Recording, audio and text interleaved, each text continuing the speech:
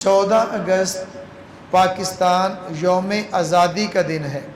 اس یوم آزادی کو کم از کم ایک درخت لگا کر اور اپنے گھر پر کم از کم پاکستانی ایک پرچم لہرا کر اظہار تشکر کے ساتھ تشکر کا اظہار کریں، اس کو منائیں اور یوم آزادی پر اظہار تشکر کریں۔ اللہ پاک نے ہمیں بہت بڑی نعمت سے نوازا ہے تو اللہ پاک کی نعمت کا شکر ادا کریں۔ نمبر 2، اس کی کوئی نہ کوئی تقریب کا اہتمام فرمائیں۔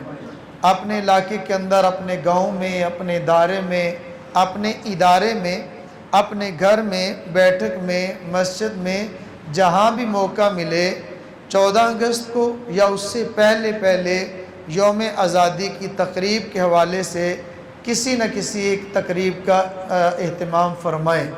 پرچم کشائی کی تقریب کا اہتمام فرمائیں۔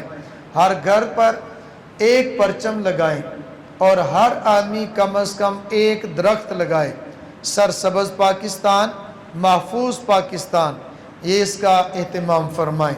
حضرت استاذ محترم دامت برکاتہ العالیہ نے پاکستان کیسے بنا، کس طرح وجود میں آیا، اس کے اندر تاریخ پاکستان میں ہمارے علماء اکابرین کا کردار کیا تھا اور دفاع پاکستان کی اہمیت، اس کے لیے حضرت استاذ دامت برکاتہ العالیہ نے ایک کتاب تصنیف فرمائی ہے۔ اس کا نام ہے میرا پاکستان۔ تو میں تمام حضرات سے گزارش کروں گا کم از کم اپنے لیے ایک کتاب خریدیں اور اس کا مطالعہ فرمائیں، اور کم از کم ایک کتاب اپنے کسی دوست، اپنے کسی رشتہ دار کو ہدیہ پیش کریں۔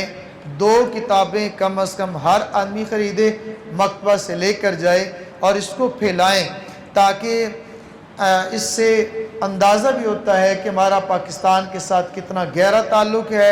ایک چیز ہے، پاکستان ہمارے اکابرین نے بنایا تھا اور پاکستان کو ہمارے اکابرین ہی بچائیں گے۔